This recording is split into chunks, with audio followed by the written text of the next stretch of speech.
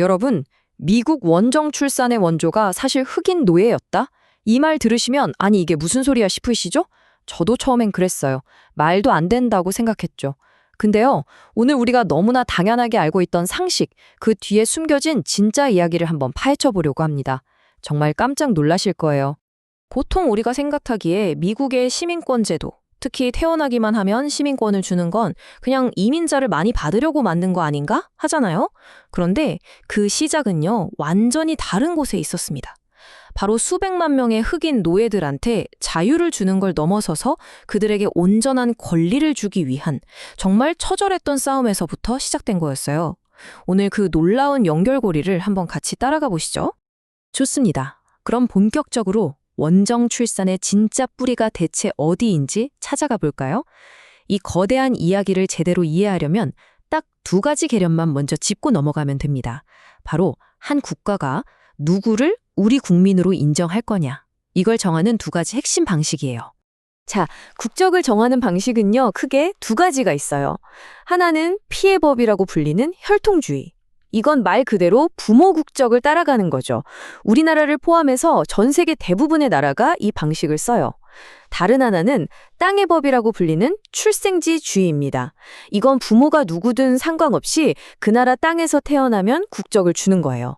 바로 미국이나 캐나다 같은 아메리카 대륙 국가들이 이 방식을 따르고요.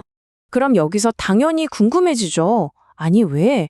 미국은 대부분의 나라들이 따르는 피해법 말고 굳이 이 땅의 법을 선택했을까요? 정말 옛날에 사람이 부족해서 이민자를 끌어들이려고 그랬던 걸까요? 아닙니다. 여기에는요, 우리가 잘 몰랐던 아주 극적이고 또 역사적인 이유가 숨어 있었어요. 그 결정적인 단서가 바로 여기에 있습니다. 미국의 역사를 송두리째 바꾼 남북전쟁. 그 끔찍한 전쟁이 끝나자마자 만들어진 미국 수정헌법 제14조. 바로 이 법조항이 모든 것의 시작이었습니다. 그리고 이 위대한 법의 탄생 뒤에는 자신의 모든 걸 걸고 불가능에 맞섰던 한 남자의 이야기가 있습니다. 자, 이제 이 모든 이야기의 한 가운데로 들어가 보죠. 바로 이 사람을 만나봐야 합니다. 자신의 자유, 그리고 무엇보다 소중한 가족의 운명을 걸고 거대한 국가를 상대로 소송을 제기했던 한 명의 노예. 그의 이름은 드레드 스콧입니다. 드레드 스콧, 1799년쯤 버지니아에서 노예로 태어난 사람이에요. 그의 주인이 군의관이라서 이사를 자주 다녔거든요. 그러다 보니까 스콧은 노예 제도가 아예 불법인 자유주에서 2년 넘게 살게 된 거예요. 바로 여기서 스콧은 어떤 희망을 보게 된 거죠. 노예제가 없는 땅에서 이렇게 살았는데 그럼 나도 이제 자유인 아닌가? 이 단순한 주장은요, 그냥 자기 자유만을 위한 게 아니었어요.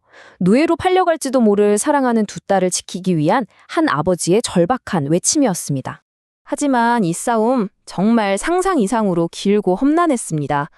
1846년에 처음 소송을 시작했는데 최종 판결이 나올 때까지 무려 11년이 걸립니다.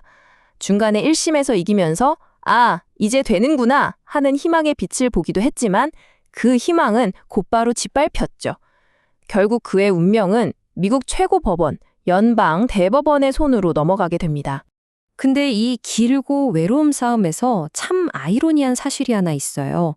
이 11년간의 모든 소송 비용을 대준 사람들이 누구였냐면 바로 스콧의 옛 주인의 아들들이었어요.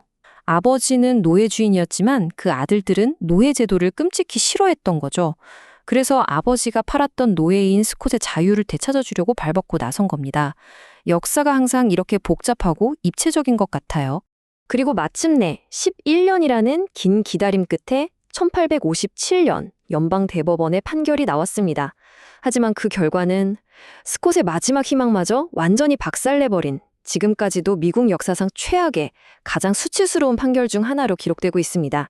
판결 내용은 그야말로 충격적이었습니다. 법원의 결론은 이거였어요. 흑인은 미국 시민이 될 수 없다. 애초에 시민이 아니기 때문에 법원에 소송을 낼 자격 자체가 없다. 이건 그냥 재판에서 졌다는 차원의 문제가 아니었어요. 드레드 스콧이라는 한 인간을 아예 권리가 없는 존재로 법의 이름으로 낙인 찍어버린 겁니다. 한 사람의 인생을 건 투쟁이 이렇게 무참히 짓밟히는 순간이었죠. 하지만 역사의 위대함은 바로 이런 지점에 있는 것 같아요. 때로는 최악의 절망이 가장 위대한 변화의 씨앗이 되기도 하거든요. 드레드 스콧 개인에게는 정말 끔찍한 패배였던 이 판결이 역설적이게도 미국 전역에 노예 해방이라는 거대한 불길을 일으킨 결정적인 불쏘시개가 됩니다. 자, 흐름을 한번 보세요. 이 최악의 판결이 나오자마자 북부 여론이 그야말로 분노로 들끓기 시작합니다. 이게 나라냐는 외침이 터져 나온 거죠. 이 분노가 결국 남과 북을 갈라놓는 남북전쟁의 도화선이 됐고요. 그리고 이 끔찍한 전쟁이 끝나고 나서야 마침내 드레드 스콧 판결을 완전히 뒤집고 모든 걸 바로잡을 새로운 법, 바로 수정헌법 제14조가 탄생하게 된 겁니다. 그리고 이 수정헌법 14조의 핵심, 그 심장은 바로 이 한 문장이었어요. 미국에서 태어나거나 귀화한 모든 사람은 미국 시민이다. 이 조항의 목표는 아주 명확했습니다. 흑인은 시민이 아니다 라고 못 박았던 바로 그 드레드 스콧 판결을 역사 속으로 완전히 폐기시켜버리고 해방된 모든 노예들에게 그 누구도 빼앗을 수 없는 시민권을 보장하는 것, 그게 전부였습니다. 자, 그럼 이 모든 이야기가 오늘을 사는 우리에게 대체 뭘 말해주고 있는 걸까요? 우리가 지금 너무나 당연하게 누리는 이 권리 뒤에는 사실 이처럼 이름도 잘 몰랐던 사람들의 처절한 투쟁이 숨어 있다는 겁니다. 오늘 우리가 함께 파헤친 진실의 핵심을 한번 정리해 볼게요. 첫째, 미국의 출생지주의는 그냥 이민정책이 아니었어요. 노예 해방을 완성하기 위한 법적인 마침표였던 거죠. 둘째, 스콧의 싸움은 단순히 자유를 달라는 걸 넘어서 아예 인간 취급도 못 받던 존재에게 시민이라는 권리를 달라는 투쟁이었습니다. 그리고 마지막으로 모든 노예 주인이 악마는 아니었다는 것. 전 주인의 자녀들이 그의 싸움을 도왔다는 사실처럼 역사는 늘 단순하지 않다는 거죠. 결국 우리가 원정 출산 같은 현대적인 이슈로만 생각했던 그 법의 가장 깊은 뿌리에는요, 자신의 딸들이 물건처럼 팔려나가는 걸 막으려 했던 한 아버지의 11년간의 외롭고 처절한 싸움이 새겨져 있었던 겁니다. 우리가 가진 시민권 한 장의 무게가 조금은 다르게 느껴지지 않으세요? 드레드 스콧은 결국 법정에서는 졌지만 역사에서는 이겼습니다. 그의 패배가 만들어낸 그 작은 균열이 결국 세상을 바꾸는 거대한 지각 변동을 일으켰으니까요. 그의 이야기는 시대를 넘어 오늘 우리에게 이렇게 묻고 있는 것 같습니다. 만약 당신 앞에 불합리라는 거대한 바위가 놓여 있다면 계란으로 바위치기인 걸 알면서도 세상을 바꿀 첫 번째 균열을 만들 그 망치질을 시작할 용기가 있느냐고 말이죠. 오늘 이야기는 여기까지입니다. 감사합니다.